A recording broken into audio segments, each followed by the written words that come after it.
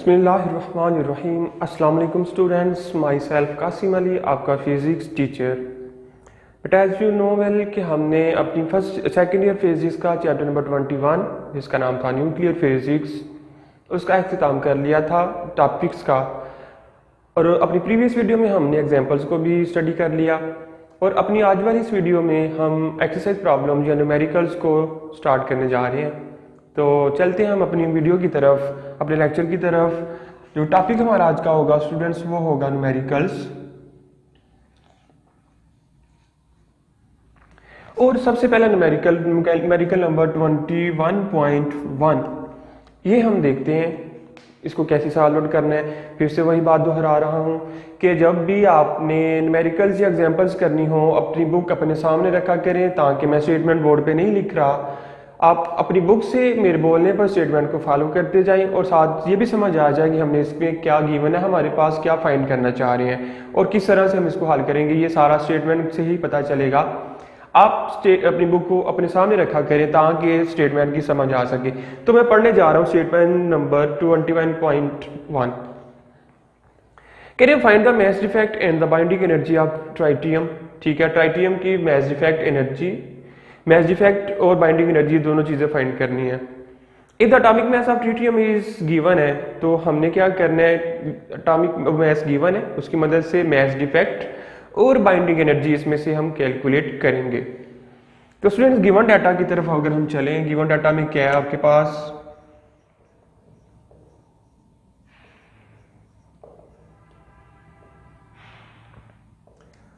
Given data में आपके पास student सिर्फ एक चीज आ रही है, atomic mass.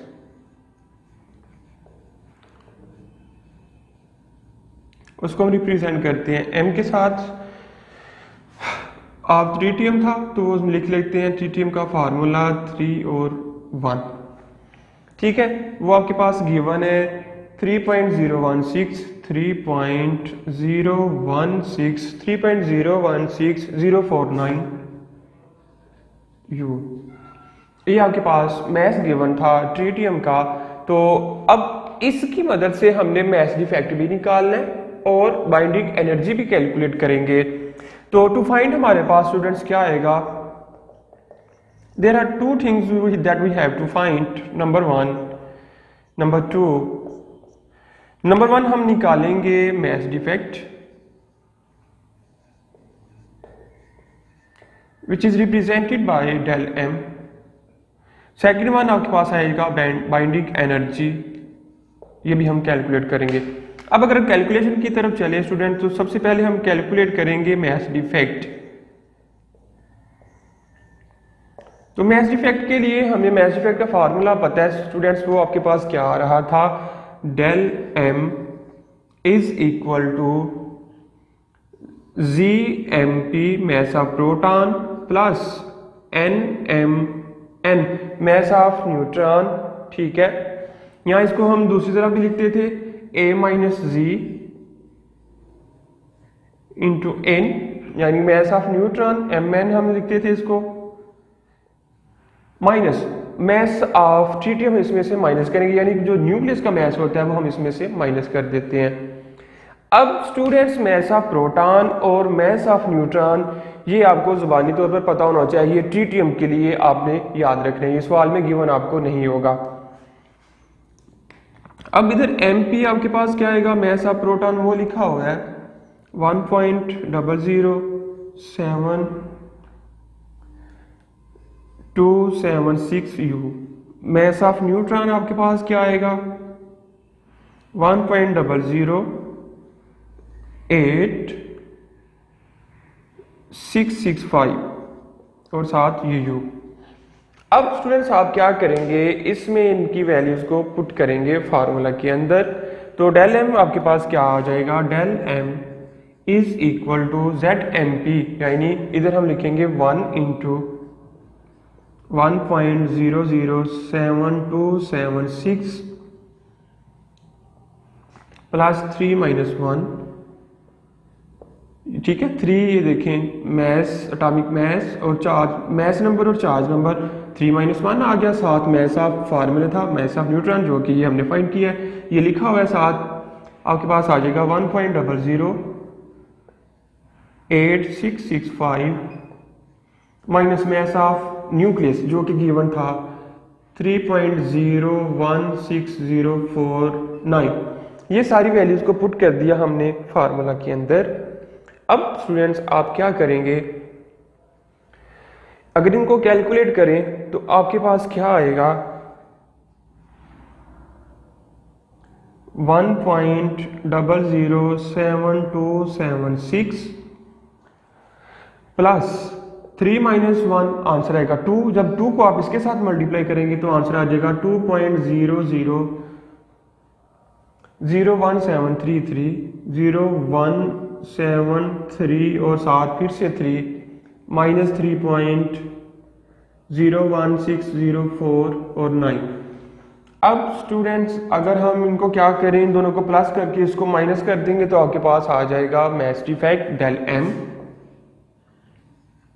Del M is equal to, आपके पास फाइनल आंसर आ रहा है 0.0085 0.0085555 और साथ u। ये स्टूडेंट्स आपके पास आ रहा है मैच डिफेक्ट।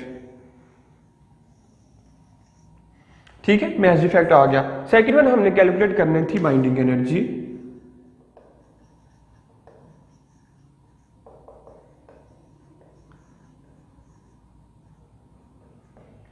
तो बाइंडिंग एनर्जी का स्टूडेंट फार्मूला अगर हम लिखें, बाइंडिंग एनर्जी होगा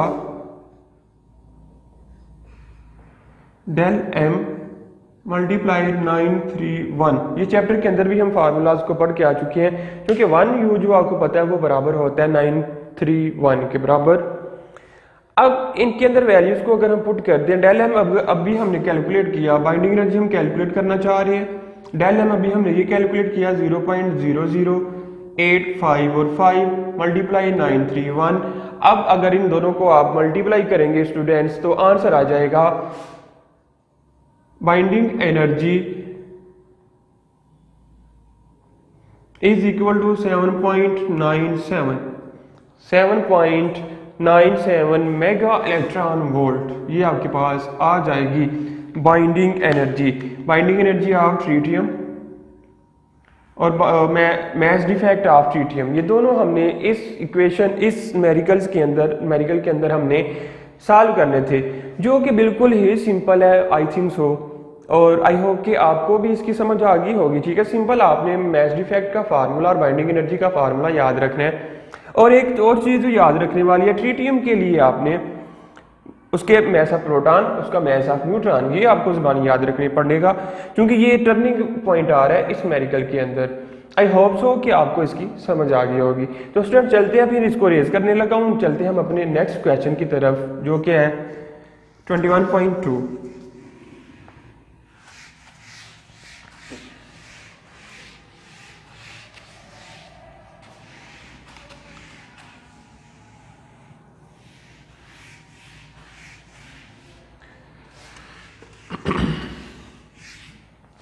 तो स्टूडेंट्स 21.2 में कह रहे हैं द हाफ लाइफ ऑफ स्ट्रांशियम। ठीक है, स्ट्रांशियम एलिमेंट है, उसकी हाफ लाइफ इज 9.70 आवर्स। ठीक है, आवर्स में दी हुई है वैल्यूज, लेकिन हम इसको बेस यूनिट्स में कन्वर्ट करेंगे, चूंकि ये टाइम है, टाइम का यूनिट हमारे पास बेस जो है वो सेकंड होता है। हम इसको सेकंड में पहले कन्वर्ट करेंगे, फिर फर्दर कैलकुलेट करेंगे।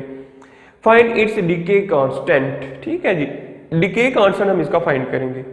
गिवन आपके पास क्या है, हाफ लाइफ है, एलिमेंट कौन सा, स्ट्रांशियम, वो गिवन है। और आपने इसके लिए क्या कैलकुलेट करना है, आपने इसके लिए कैलकुलेट करना है डीके कांस्टेंट कि जो डीके होने का कांस्टेंट है वो क्या आ रहा है, यानी कि लैम्बडा इसमें आता है, वो कैलकुलेट करेंगे। अब जो गिवन आपके पास आ रहा है वो आ रहा है हाफ लाइफ। ठीक है, हाफ लाइफ को स्टूडेंट्स हम रिप्रेजेंट करते हैं हाफ लाइफ ऑफ स्ट्रांशियम। ठीक है, वो दी हुई है 91 और 38 इज इक्वल, रिप्रेजेंट हम करते हैं टी की बेस में लिखते हैं 1/2 दी हुई है 9.70 hours, but we have to convert it into second, यानी कि टाइम का जो बेस यूनिट है उसके अंदर।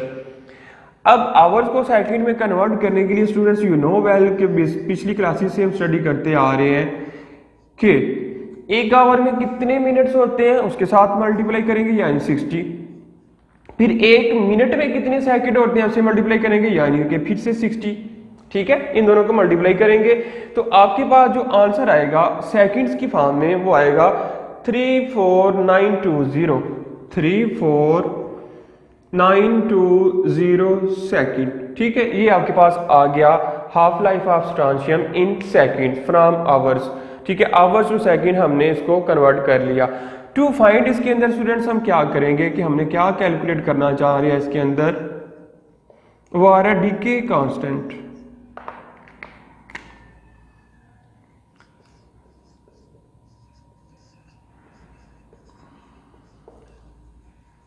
डीके कांस्टेंट को स्टूडेंट्स हम रिप्रेजेंट करते हैं लैम्डा के साथ, तो ये हमने कैलकुलेट करना है इस फार्मूला के अंदर, इस न्यूमेरिकल के अंदर। अब जब हम कैलकुलेट करेंगे स्टूडेंट्स तो कैलकुलेशन में क्या आएगा,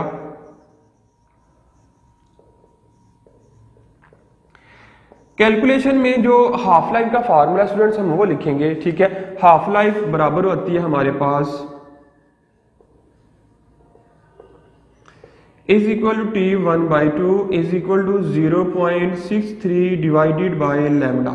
ये फार्मूला आपके पास आता है हाफ लाइफ का 693। अब चूंकि हम कैलकुलेट करना चाह रहे हैं डीके कांस्टेंट यानी कि लैम्डा, अब इधर से हम लैम्डा का फार्मूला बनाएंगे, रीअरेंज करेंगे तो लैम्डा बराबर होगा, इन दोनों की हम जगह चेंज कर देंगे यानी इंटरचेंज कर देंगे तो आपके पास क्या आ जाएगा, फार्मूला बन जाएगा डीके कांस्टेंट का यानी टी 1/2 अब इधर आ जाएगा। अब स्टूडेंट सिंपल आपने क्या करना है, इसके अंदर इस फार्मूला के अंदर वैल्यूज को पुट कर देना, सिर्फ हाफ लाइफ की जो दी हुई है, लेकिन वो सेकंड में जो हमने निकाली थी ये वाली, ये हम इसके अंदर पुट करेंगे। अब लैम्डा एज इट इज क्योंकि हम फाइंड करना चाह रहे हैं 0.693 एज इट इज आएगा क्योंकि कांस्टेंट वैल्यू है, डिवाइडेड बाय हाफ लाइफ था 34920। अब इनको हम कैलकुलेट करेंगे, डिवाइड करेंगे दोनों को आपस में, तो स्टूडेंट्स आपके पास जो आएगा 1.98